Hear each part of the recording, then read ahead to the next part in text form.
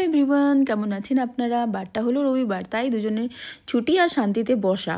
আর হয়েছে দেখুন, আজকে কতজন এসেছে, ওদেরও মনে হয় ছুটি। এই যে এই গাছটাই ওদের বাসা।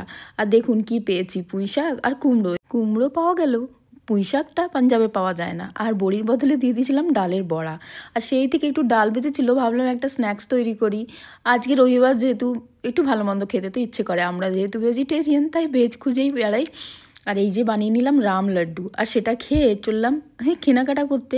রবিবার মানেই হলো সমস্ত জিনিসপত্র গুছিয়ে কিনে নিতে হবে সারা সপ্তাহ না, মাসকাবারি জিনিস ফুরিয়ে গেছিলো।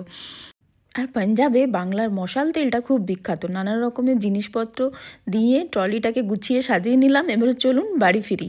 আর ডিমার্টে শপিং করতে বরাবরই ভালো লাগে, বেশ ছাড় দেয়, তাই আমরা মাসকাবারি জিনিসপত্র এখান থেকেই নিই। তো চলুন এবার বাড়ি ফিরে যাই, আবার দেখা হবে কালকে। Bye bye.